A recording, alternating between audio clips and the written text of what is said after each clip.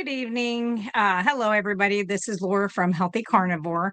I'm going to go over a little bit of my backstory as I always do. If you like the content that I go over, please hit the like button. You can subscribe, hit the notification bell. Once out of like every 74 times, it'll actually notify you when I go live. But I would appreciate that if you find great information in this or somebody you would want to share this with, please do share that out. Yeah. So I don't even know how many subscribers I have. I really don't. I think I'm at 4,000. I could be. I don't know. Anyway, the closer I'm trying to get to 10,000 so that I can get my shirts that have like my sayings, my carnivore sayings on them. And I think you have to be at 10,000. I could care less if there's any money that comes from that. I just want to have, because I'm kind of a smartass. So I like some of my sayings. So anyway, I'm trying to reach for that so I can do that with the shirts because I've got some dang good sayings saved up. Anyway, so I'm going to go over a little bit of my background. So, of course, you guys know I am a registered nurse. I've been a nurse for over 23 years. I graduated in 1989 from high school. I weighed about 240 pounds, went to my new family doctor. He was fairly new out of medical school. And he put me on low fat, which means high seed oils and high sugar diet. And I followed that for about 9 months and ended up weighing 313 pounds. And I had my daughter in that time, but I lost nothing. And I breastfed nothing. I didn't lose a pound. If anything, I probably put more on. So I went to him for the follow up and they drew my blood. And when they turn the blood on the side and have you read your name and your date of birth to make sure that that is correct information, it had these white little globules, look like broken pieces of wax inside of it. And I asked the nurse, I'm like, what is that? And she goes, oh, it's just fat. And I'm thinking, that can't be good.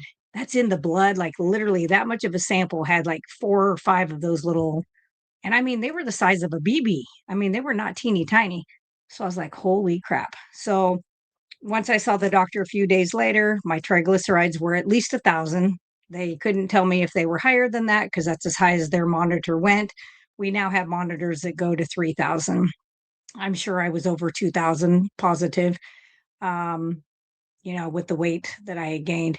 But anyway, with triglycerides being that high, that is a precursor for diabetes. That's kind of saying diabetes is knocking on the door. And he went in to tell me how I was going to be doing insulin. I would be checking my blood sugars 4 times a day. And even though I am a nurse and I love to draw blood and start IVs on other people, I can literally faint trying to talk myself into checking my blood sugar. Like I have a keto mojo. I do it rarely, and I mean rarely, because yeah, I just don't like to do it. So I was like, that won't work out for me. So I'm going to have to change my lifestyle. And instead of being like, yes, let's try your lifestyle and see how that works, instead, he takes out his old prescription pad back in the day that we had, and he wrote a prescription out for Lipitor, which had come out in 87. And of course, I was young. I wasn't a nurse yet. I just asked how long I was going to be taking this, thinking it was like antibiotics. And he's like, forever. And I was like, no, I'm not taking this forever. I'm 20. I'm not living out of the bottle. And he was like, well, he goes, if you don't, you're just going to die. And I'm like, I'm not going to die. I'm like, I don't understand. I've eaten the way you said I've done. And so I was like, whatever. So I left there that day and literally drove straight to the great big library that we had in Fort Madison. And I got a hold of the librarian, and she went and pulled out all the old medical journals, veterinarian journals between 1850 and 1910. I already knew from growing up around my mom what had happened to the medical system, Carnegie, Rockefeller families, and stuff like that. So knowing that, I'm like, anything after 1910, I don't really care to look at because I know it's been bought and paid for by petroleum. So, and pharmaceuticals, which all have petroleum, every single one. You can look at them and look at your little inside your insert, and it'll show like the chemical makeup, and it'll show like your carbons and your different. Absolutely, they all have a petroleum component. Kind of crazy. So anyway, I read up on this stuff for weeks and weeks and weeks. Took lots of Xerox copies and studied and just read and read and read. and pretty much everything kind of was like, the more processed something is, the whiter something is, the more of this, the more of that.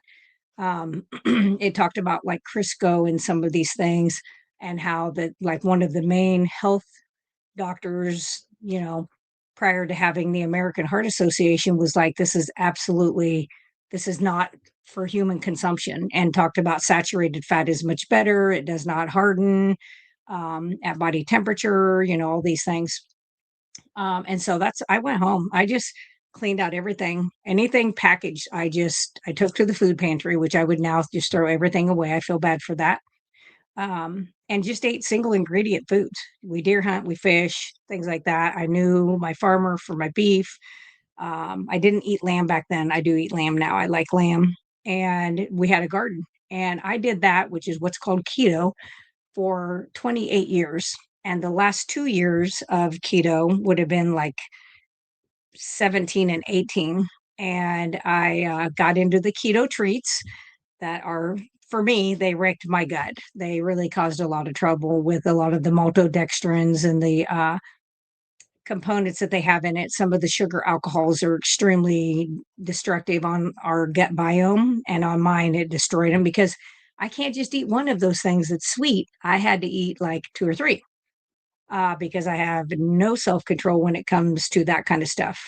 I should say I didn't, because now, like, if I feel like I'm getting something viral, like strep throat, I can do honey, fermented garlic, and I'm not sitting around 5 minutes later going, gosh, I really need something sweet because I had that sweet. Does not affect me like that anymore. I can drink salty Coco Loco, which has got a little bit of stevia in it, does not cause that for me.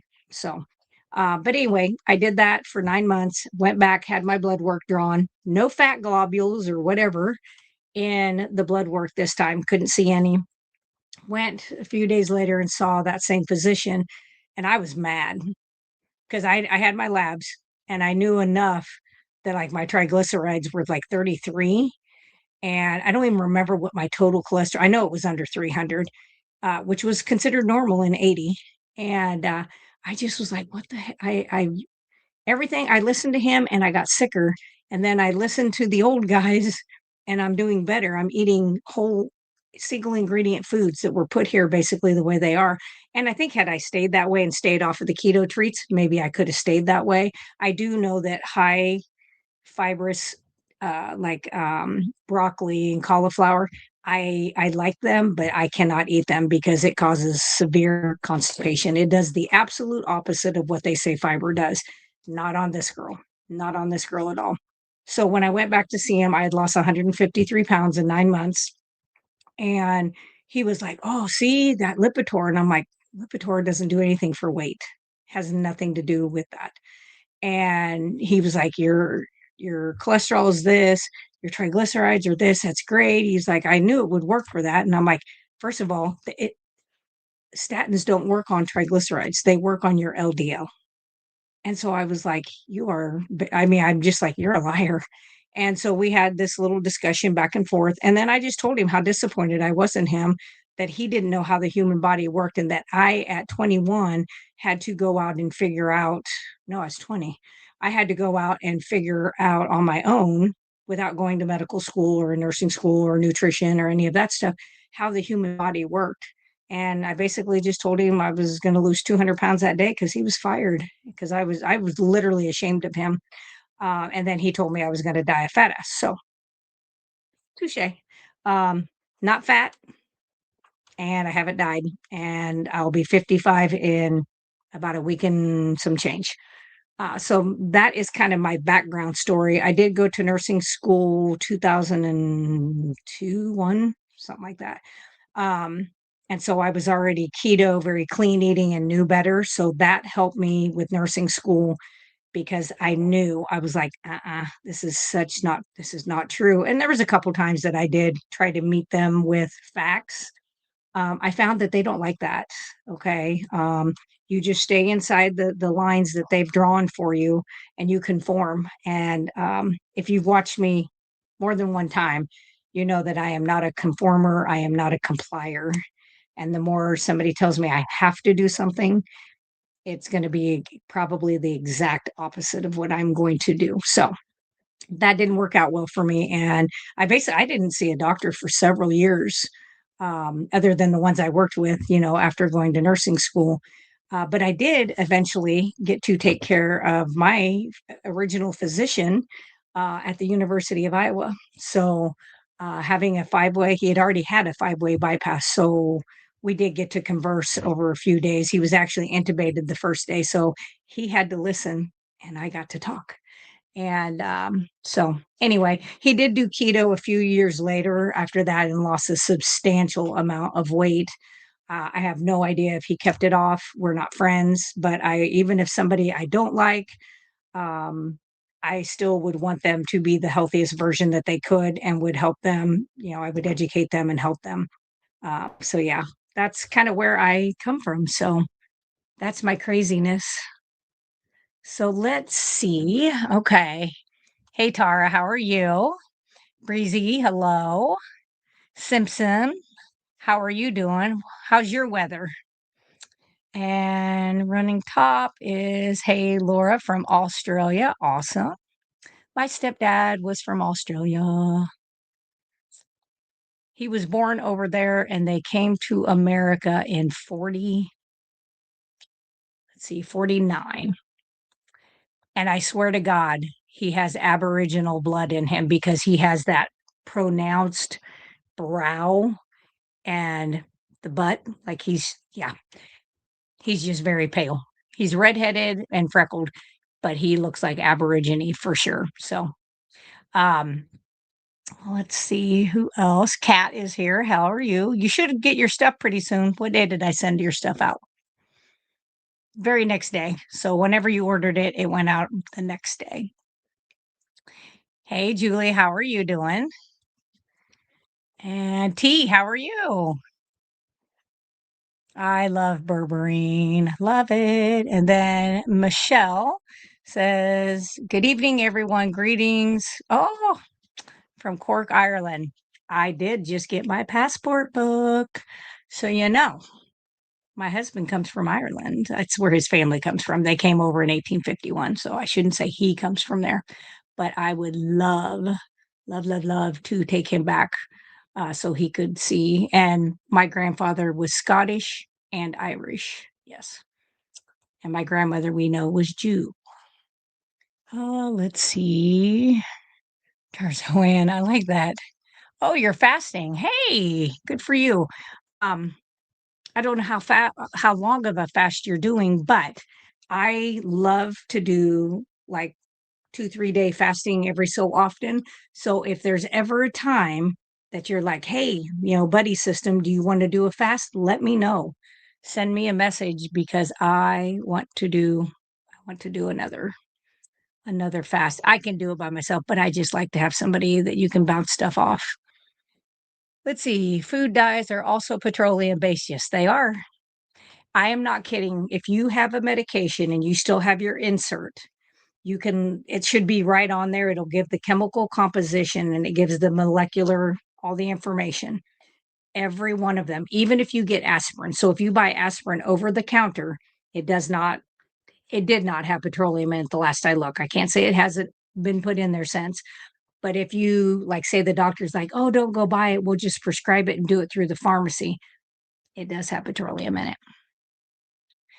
Yeah, yeah, yeah. Let's see. And then running top says so many doctors are dangerous. It's despicable. Um, yeah, I have worked with some of the best doctors. I have literally worked with some absolutely phenomenal physicians. And I have worked with some, well, we have one right now who has lost his license in this state, then went to Iowa and pulled the same bull crap over there, lost his license there, and now he's in Kirksville, Missouri, and I think he also moonlights in Rolla, Missouri. But I had to go to the FBI to get that taken care of. The hospital system would do nothing about it, and Medicare also would do nothing about it. With 1,000 CDs showing that this person was putting stents in people with no blockages. So there are a lot of bad as well, but I do think there are a lot of good. And we have some great keto carnivore doctors. You know, you've got Hampton, you've got Barry, you've got Baker, you have Chafee, you have Avadia. I mean, we Bright. I mean, we have a ton of really good doctors. So they're out there. I think we lack hmm, cojones. I think that's the word. I think there are lots of good ones, but there's a lot of cojones too. They lack cojones. So Sharon is fasting today. Good for you. I tell all my patients, if there is only one thing you can do for yourself is stop eating breakfast. When you eat your last meal at night, this is the freest thing you can do. This costs you nothing. It saves you money on, you're going to get healthier, but it saves you on food. But literally, skip the breakfast. If you can go from 6 p.m. to like 10:30 or 11 the next day, you're winning. Now, don't just jump into that. Like start slow and build your way up unless you've done some of that fasting, but it's free and it is so good. And the longer, like if you can do an occasional 2 day, 3 day, once you get to like 30 hours, you are doing massive amounts of autophagy, which means you're breaking down these senescent cells that it's time for them to get the heck out of here. And you're getting rid of more of those. You're breaking down the protein. So, like if you are somebody who's lost weight and you have a lot of that extra skin that hangs off, abdomen, things like that. That type of fasting, if you do that once a month, is so good at getting rid of that. Okay. It's wonderful, wonderful, wonderful. And it's free. So let's see. Oh, Kat says she caught a cold Friday, took the honey garlic and elderberry, and today I'm already better. Isn't it amazing? The natural stuff that helps. It is crazy, crazy, crazy, crazy. Um, Yeah, that's the 2 that I really hit on during this season, and then I used to. I can't even say I get sinus infections anymore because it's been since COVID when I had to wear a mask for 16-hour shifts, 6 days a week that I kept getting it because I'm a carrier, a strep carrier, interstitial strep carrier, and so I kept rebreathing my own crap, and I had it 4 times in 21. But if I start to feel like I'm getting pressure in my sinuses, I go right out there and I make that oregano oil with the black seed and olive oil, organic olive oil. And it doesn't burn because it's in a carrier oil. I'll put that on a Q-tip and put that up in here and then press on the side of my nose as I pull it out so it squeezes it in. And then I breathe in like that to get that into the sinuses. And since I did that, I've never had another sinus infection or ear infection because I'll put some drops in my ear. Never, ever, ever. And it's going to be 5 years. It is 5 years. That's crazy. So I'm glad that stuff worked for you. That is great, great, great. Hey, Wendy, she is here from Nova Scotia.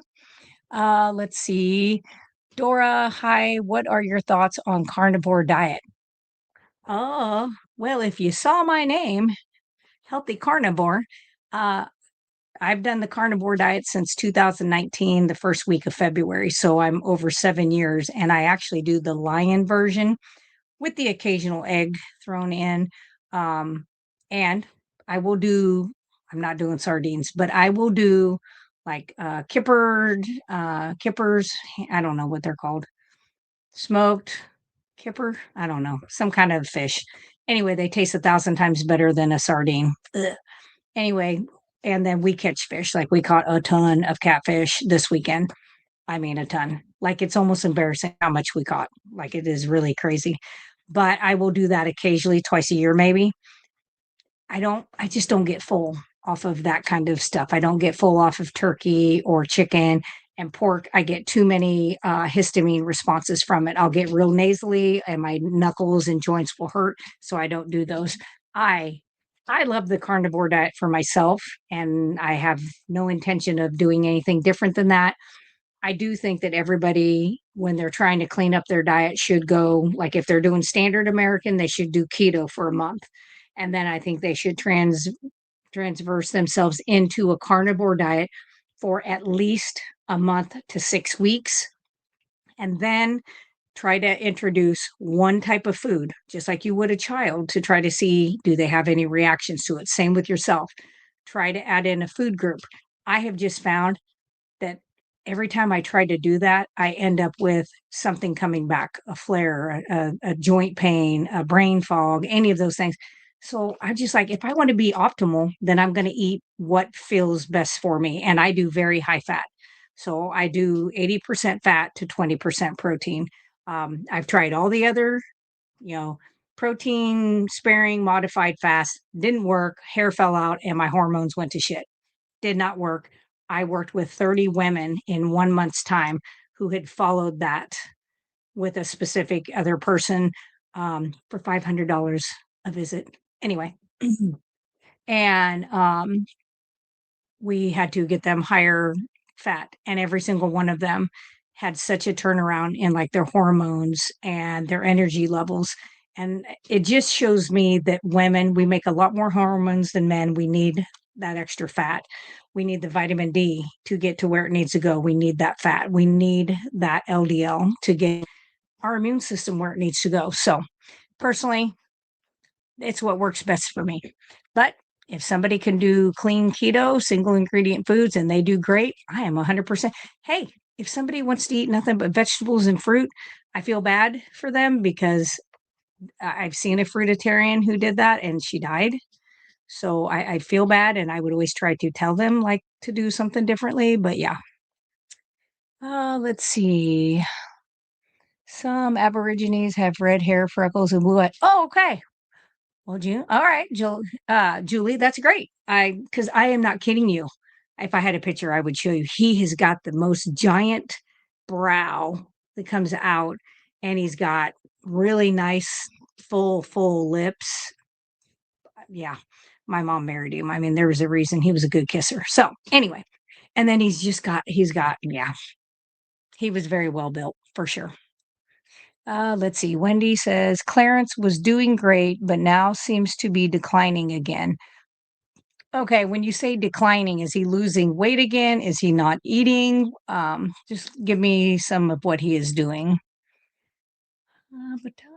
Let's see. And Julie says dyspnea symptoms clear, fourth day now. Yay! Excellent. Let's see. Hey, Amy. Let's see. Ben is actually helping with my extreme food craving. Awesome. Good. Wendy says, I'm sorry to say I'm now fat and sick and can't walk. Wish I had a friend like you near me to support me.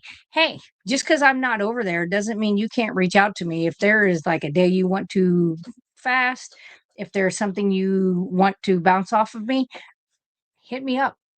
Absolutely not a problem. I answer everybody. It may take me a day, but I do answer everybody. Let's see. Berberine. Yes, I'll get on berberine.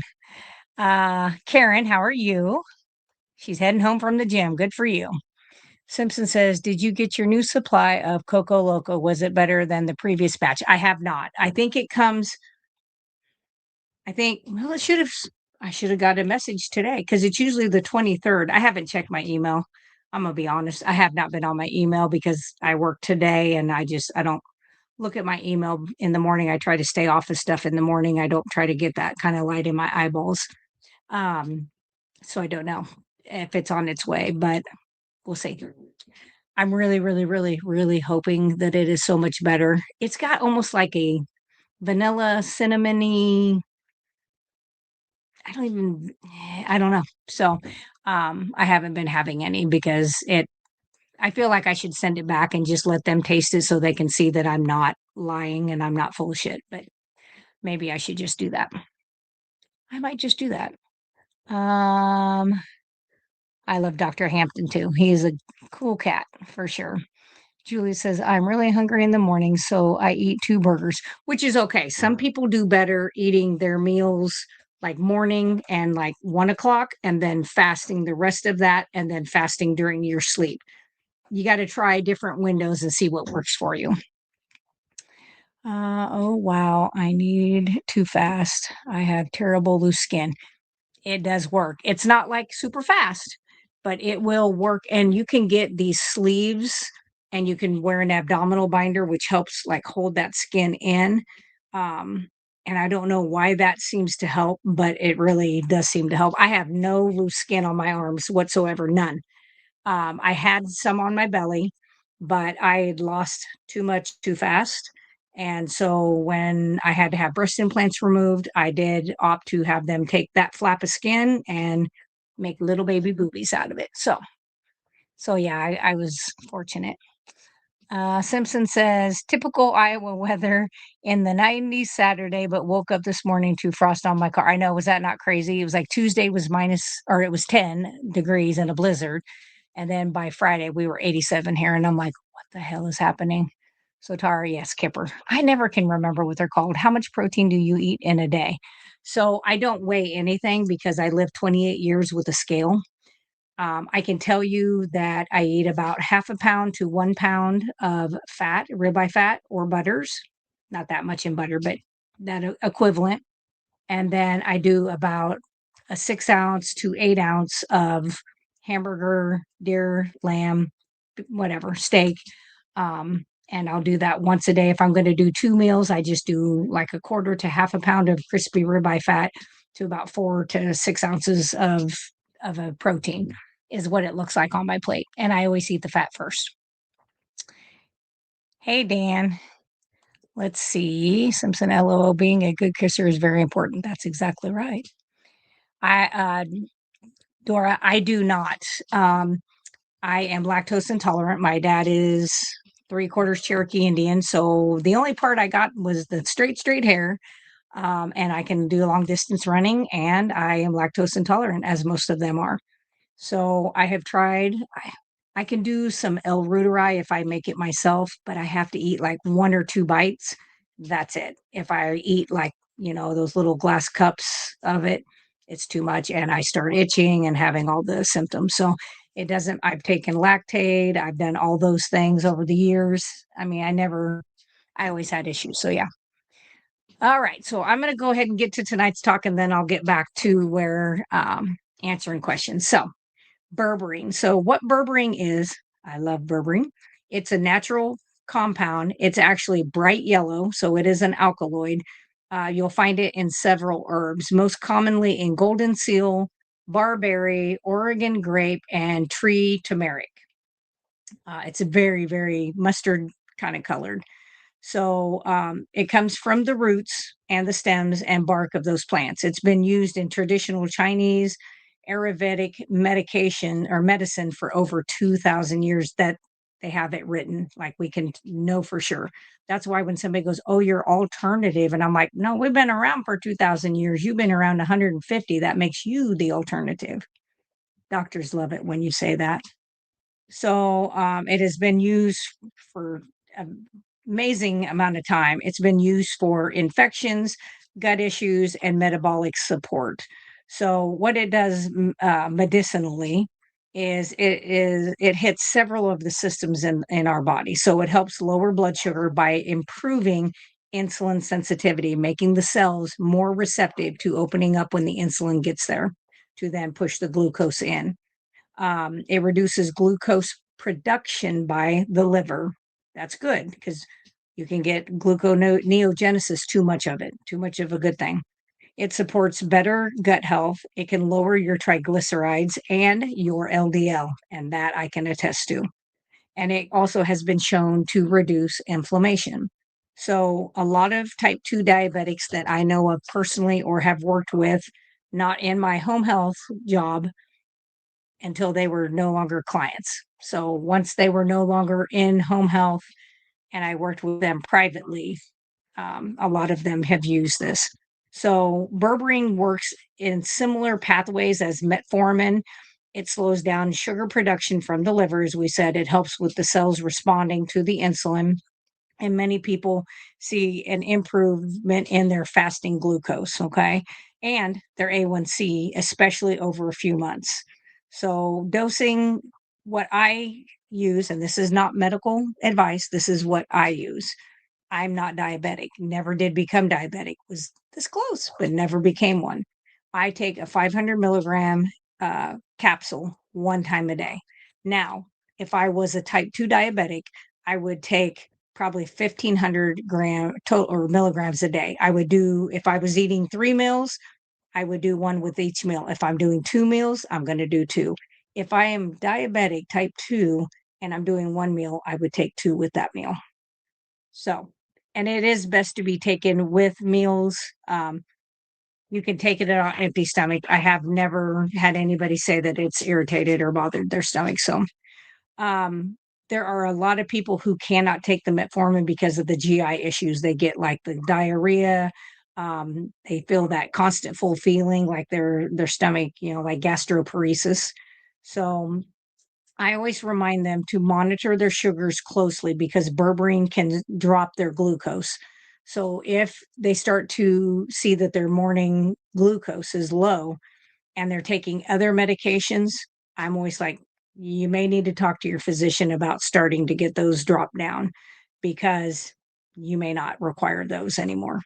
Um, to say, like, how long would you give it a try? I would give it at least 8 weeks, 12 weeks, somewhere in that time frame, because then you're going to be able to get a lipid panel. You're gonna be able to get a hemoglobin A1C, which kinda shows you your diabetic, information. Most people tolerate it very well. Like I said, I've never had anybody who had mild or any digestive symptoms. If somebody does have that, I would use that with a meal. I would not take it on empty stomach if you had that. And then I would avoid combining it with multiple medications. So a lot of people I have worked with have called their physicians and said, just to let you know, I'm going to try this natural berberine instead of doing metformin. I'm going to cut down, and some people are on metformin 3 times a day and they'll do like one metformin and then one berberine. And then they just do that for a little while and then they just get off of the metformin. I've never had anybody have to go back to metformin ever. Never, not once. Things that stack well with berberine. So, like, say you are like, I need to add some other stuff. Maybe I need this.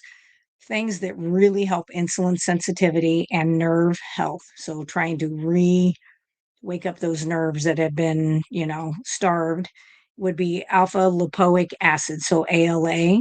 And typically, you would do somewhere between 300 to 600 milligrams a day. Of course, magnesium, and we know that it's either going to be glycinate or L-threonate, and that can be 240 to 480 milligrams a day. I do think taking that at nighttime before bed is better because it is going to help promote sleep as well. You can do chromium if you want to, because that helps with glucose metabolism.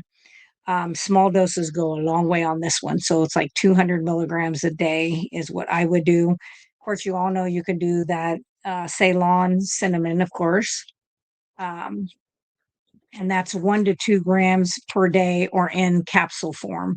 So you could do it in a capsule form. It works really great. I had an old time patient who was borderline diabetic. He was like 93. And he asked me one day if I'd make his coffee in his coffee maker over on his counter. And I'm like, sure. And so I went over and I put the filter in, his coffee in, and it was junky folders, but that's okay. Um, and he goes, "Oh, don't forget my cinnamon." And I was like, "Where's your cinnamon?"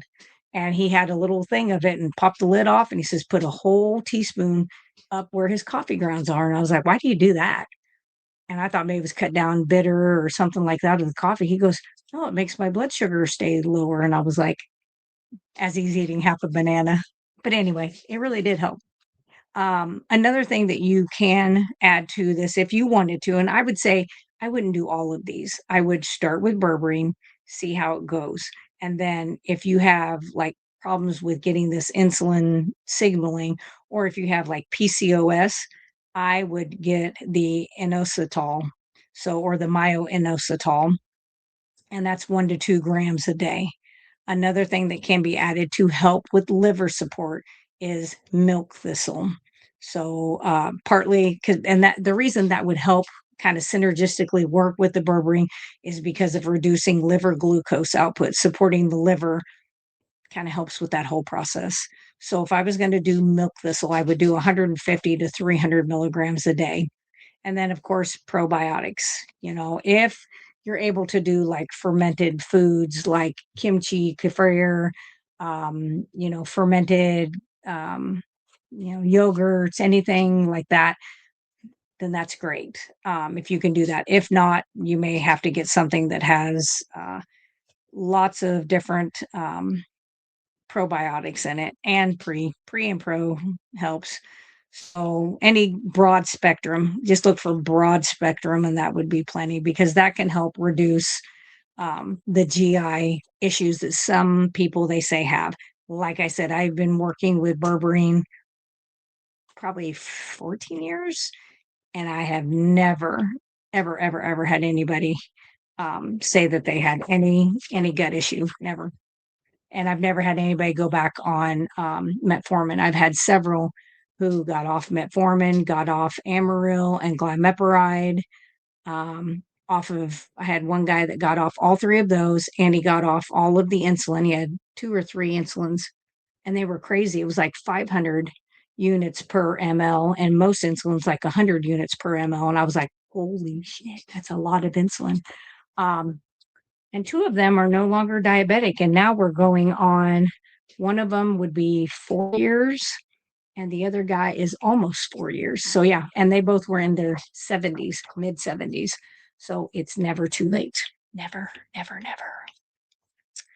All right. Let's see. Da-da-da. Yeah.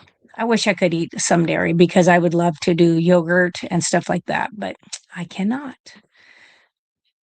Hey Darth, how are you? I haven't seen you in forever. I did see you. I watched you on Amy's video. I did watch that. I was happy to see you. Susan says, "Oh, coming in late. That is okay. Hope I didn't miss anything. That's all right. If you want to go back, we're just discuss berberine, but I did it very late into the video. I got too long-winded on my pass, so so Dora Lopez. Um, she wants to know any recommendation on electrolytes. Well, any of the electrolytes powders out there that come in like your little sticks, your little pouches, I think most all of them come with like a raw version that doesn't have any flavor, any sweeteners in it. So I'm not sure if sweeteners bother you, that would probably be the route I would do. You can mix up your own, but it literally looks like 1984, yeah, craziness in your house because the powder, yeah. And you don't want to get caught driving with the powder these days because they're not going to believe you that it's potassium, sodium, and magnesium. Okay, let's just be honest. So I have always liked salty. I've used it for almost 2 years, a year and a half. I did get this last batch. I didn't really, something changed in the flavor. I'm waiting for this next one to come out. Should be getting sent out today to see. It's been great every single month, and then something changed in it.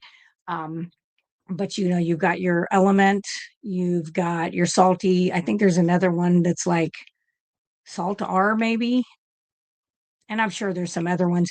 I just watch for. I don't want maltodextrin. And they don't have to put maltodextrin on the label if it is under a certain amount in grams. I don't like that. Maltodextrin and me do not mix well. So you have to be very careful. Unflavored ones don't have maltodextrin because it's a carrier molecule that the flavor can sit on.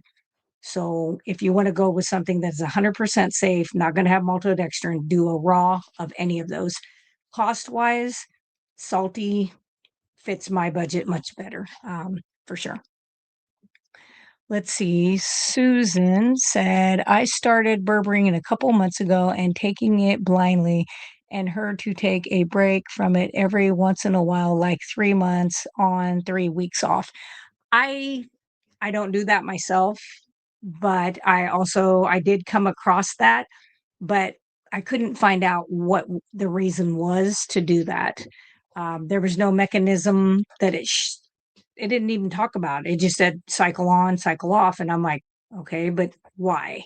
What is the reason for doing it? If I'm type 2, I'm probably not going to do that. You don't cycle on and off of metformin, and it works very similar to that.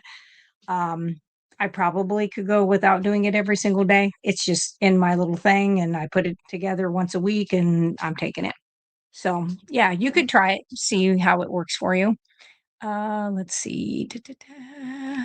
And what numbers to see improvement, to see if any, if it's working. So you should notice that your LDL That's the bottom portion of like all of your cholesterol. You've got your HDL, you'll have your triglycerides, you have your LDL. Maybe your people do particle size, which would be great if they did like ApoB, um, things like that. But your LDL should start to drop, start to go down, and it may only go down by 10 points, but that's a big deal. And you don't want it to go super crazy low anyway, because it is the carrier molecule for your immune cells. Okay. So we have to have some LDL. I prefer my LDL to be around 140 personally. Um, and my total cholesterol to be at 300 is fine with me. 320, I don't care. It's fine. Um, so that, and then, like I said, your hemoglobin A1C, you should also notice if you test your blood sugar, a little bit of that also dropping. Your fasting insulin first thing in the morning, you should start to see that kind of go down too. So, and then like your hemoglobin A1C, you want to try to shoot for, I tell everybody to shoot for 5.6 or below, which can be done. It can be done. Clarence is having trouble eating and drinking, and his memory has declined fast. He was able to hold his head up, drink his water, but now I have to help hold it, and he's only able to drink half the cup. Have has he ever been tested to see if he's got like Guillain-Barré? Um, does he have the Epstein-Barr virus in him? I wonder if his team over there, I believe you're in Canada, so I know you have free healthcare, but you have to wait a long time. I would see if they would run something like that, because that makes you wonder, because he kind of did really well, got better, and now he's kind of doing that again. That's something I see with people happen if they have like cytomegalovirus, if they have Epstein-Barr, these people end up with like Guillain-Barré, Bell's palsy, some of these things. It just makes me wonder, because with that weakness, that muscle weakness, that's pretty significant. One thing that you can always do too is you can bump up his sodium and see if that does not help with the muscle contractions. Um, you could do that Soleil water and stuff like that. And then I would give him high calorie, if you can get it into him, even if you have to make it into a shake. I would give him lots of stuff with butter, MCT oil, coconut oil. Again, see if you can get him to do that. And then don't forget the probiotics. Mix that all together and see if you can get him to drink that. So, yeah, that's what I would try. Susan says, I love your simple diet. It's the greatest. I don't have to think about any other crap. Nothing, nothing. It's like, I thawed this out last night. It's ready today. I cook it for about 15 seconds on each side and I'm good to go. I'm done. That's it. Perfect. I don't want to be in the kitchen all day. I don't look good in a kitchen apron. Chow says, oh, I just heard you say you had breast implants removed. So did I after 10 years after BC. Yep. I was having breast implant, me too, and burning mouth syndrome, which went away after removal. So my symptoms that I had, so I had mine, let's see, I had mine 15 years, something like that. And mine were saline inside, and then of course all the shells are going to be the silicone, which they lied about the safety of that. Of course, I mean, big surprise. Um, but the breast implant illness symptoms that I had, it was like hair just falling out in handfuls, especially right here. It was um, I had such bad pain. They kept trying to talk me into getting an EKG. I said, I'm not having chest pain under my rib cage. It's above the rib cage and out, on top of the muscle and out. And then they got extremely hard. Like my body just, I think the cleaner I got diet wise, my body was like, foreign material, get the hell out of here. And it was like they were encapsulated. So I should share my pictures sometime on here. I literally had calcification. So they were, I had an end block where they do the capsule and everything in one piece and then open it up outside the body, because they swore I had a rupture and I did not. But they did find the gauze that I told the doctor was still in there. Sure did. Anyway, wonder why we have trust issues. But it was about this thick of calcium all the way around. Like she took the scalpel was like tink tink tink. She took a video of it with my phone, and I was like, wow. And then she had to literally like chop it to get it to break open so that she could, pull the implants out. But that's what I had. But that pain was because mine were above the muscle and they were pressing on it. So it did kill quite a bit of muscle. So she had to take some muscle flaps from my back to put in to make pectoral muscles because that pressure of them being against there was craziness, craziness. So yeah, that was the best surgery. I had to pay for it out of pocket because the insurance was like, this is cosmetic. And I'm like, I'm dying. I'm sleeping 2 hours a night and my pain is a 10 out of 10. And I don't do pain pills. I don't do any of that. And so I'm like, I can't sleep. I'm trying to work full time, which I didn't miss any work until I had the surgery. But yeah, that was the best thing I ever did. Hey, Brenda, how is Kentucky? Let's see. Michelle says, looking forward to seeing you here someday, Laura. Uh, let's see. Let's see. Sorry, this thing jumped.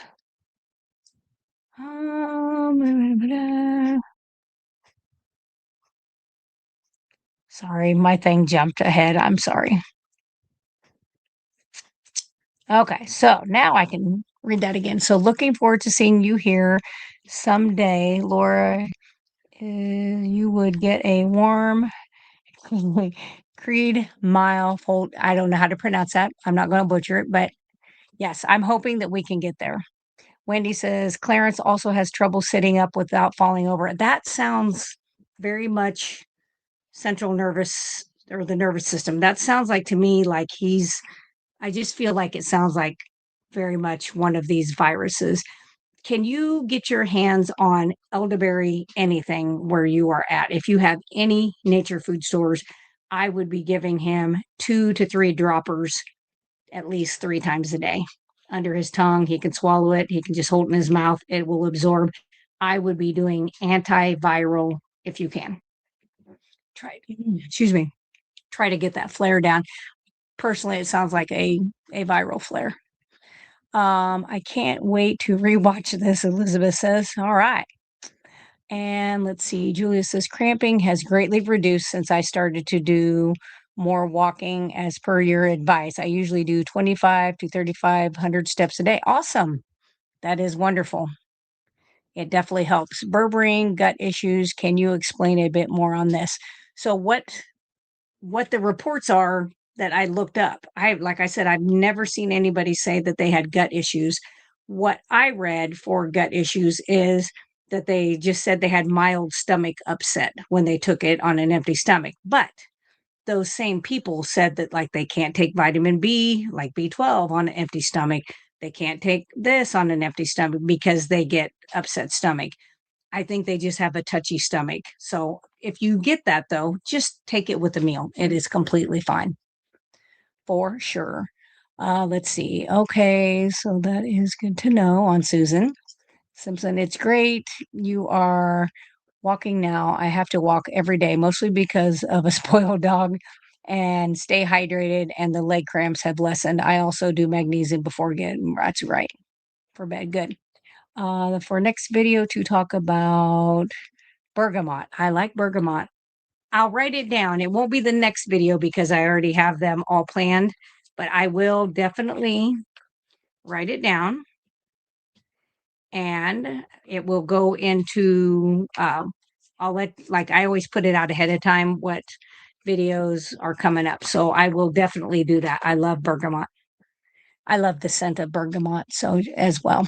So Susan says, no way, the nightmare of mine if I had surgery and they left a tool or gauze inside. Unbelievable.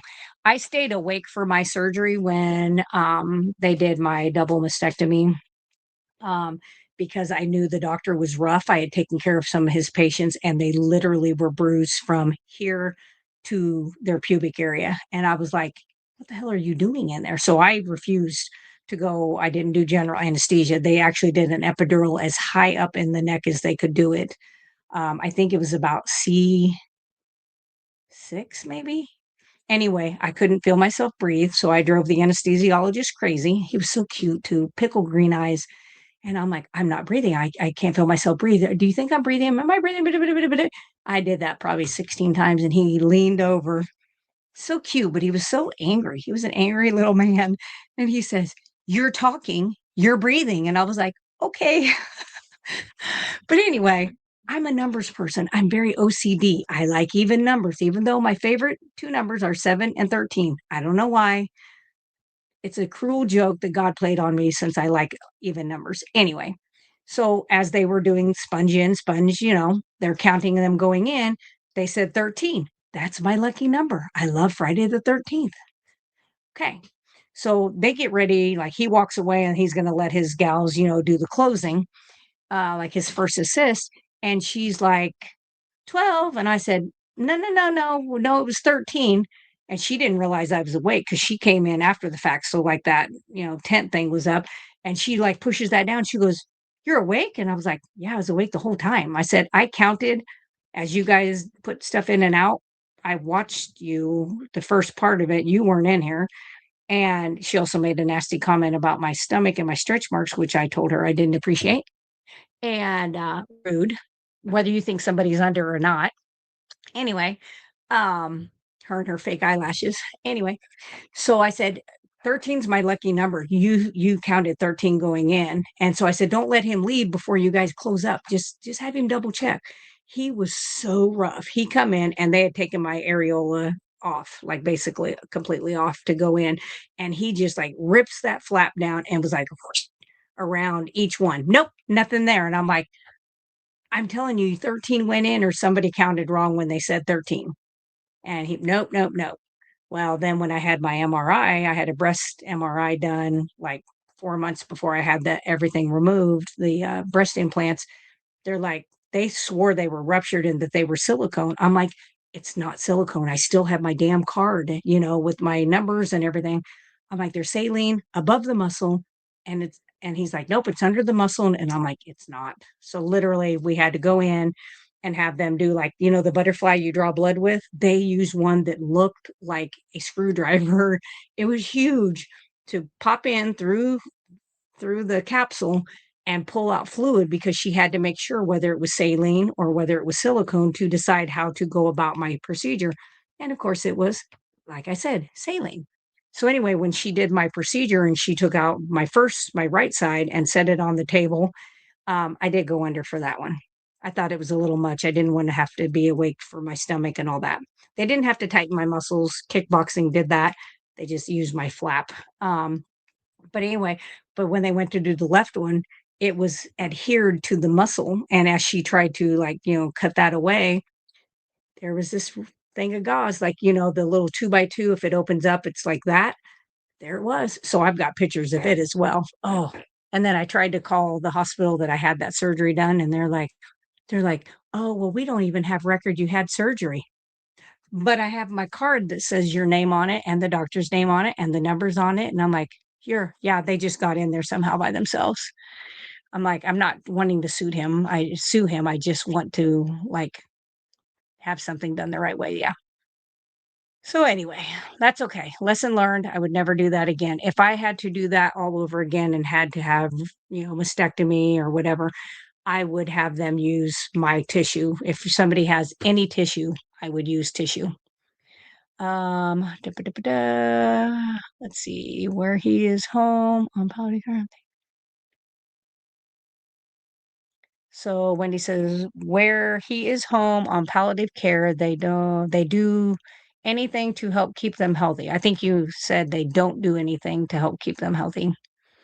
Absolutely disgusting. Disgusting, disgusting. So I would just work on trying to find antiviral, whether that be ivermectin, hydroxychloroquine, whether that be elderberry. I would push everything. Simpson says, "That sounds awful. Glad the implants are out." Me too. And the lady, when she was doing my surgery, her first assist before we went in, she's rolling down the hallway and she goes, "Are we putting more in you?" And I said, "No." I was like, "These tried to kill me. No, thank you." And she goes, "What about your husband?" And I said, "What about him?" And she was like, "Well, what if he wants them?" I was like, "Go talk to him. If he wants to buy a pair, he can put them anywhere he wants, the head of the bed, on himself. I don't care, but they ain't going in me." I don't care. He didn't care anyway. I wasn't married to him when I got him. That first one was the one that was like, "You won't look like a girl." I don't think he cares about that. Anyway, so let's see. Susan says, "Yay, of course, when you have time." Yeah. Wendy, I can get okay. So Wendy, if you can get elderberry, if it's in liquid form, I would just send me the information so that you can send it to my email. I think you've sent me stuff by email before. So it's just Laura, Laura 4771 at gmail.com. Send me like a picture of it so I can see it, okay? And then I can kind of help guide you as to what I would do. But yes, I would absolutely be doing that. Dawn says, "Good evening. I need to start from the beginning." Well, you all have heard the first part. I mean, there's a few people out there that haven't. So yeah. Chow says, "You are a warrior. I am a pain in the butt." Julia says, "LOL, my luck." Oh, your number is 13 too. Awesome. Well, that's cool. See, I knew I liked you. Um, let's see. "You're amazing going through all of that. What a butcher." Oh, yeah, he is. He's no longer alive. I looked him up to try to see where his license was showing up in the United States.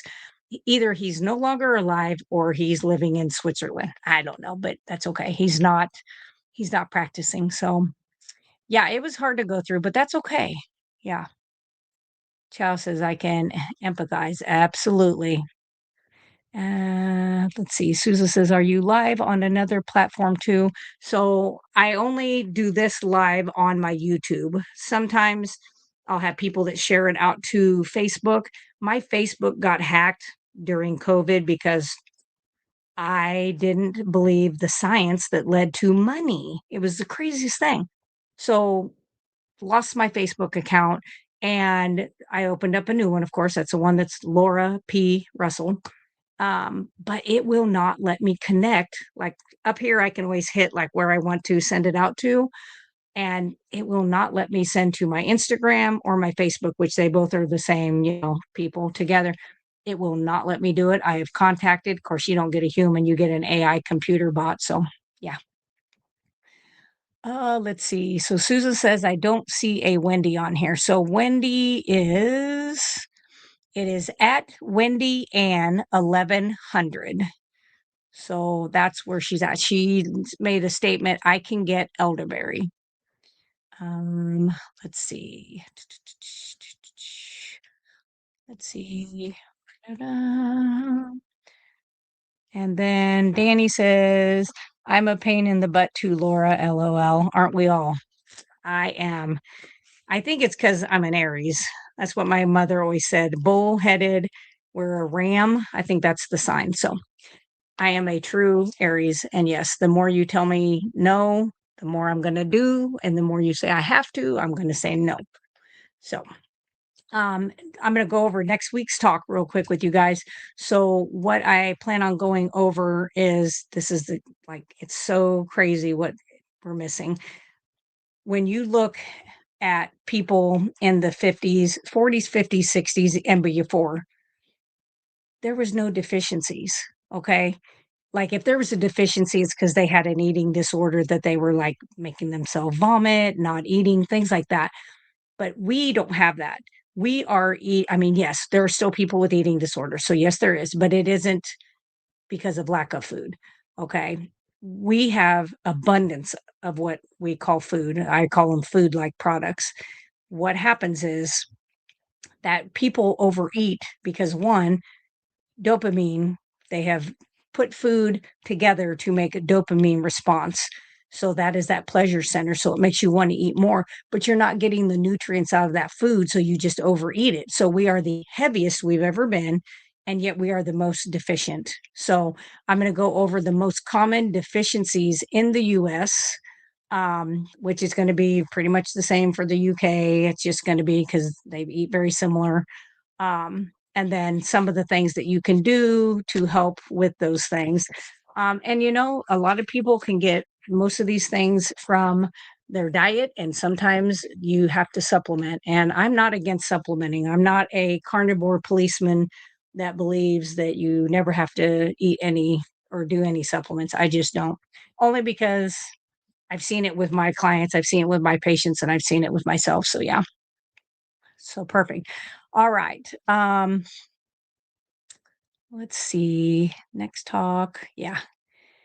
Wendy, yes, I do private consultations. So if you go to this page, is it this page? Okay. Easiest thing to do, I think if you go into my description, I think I have my link that takes you out to my website, which is, I'll type it in here so that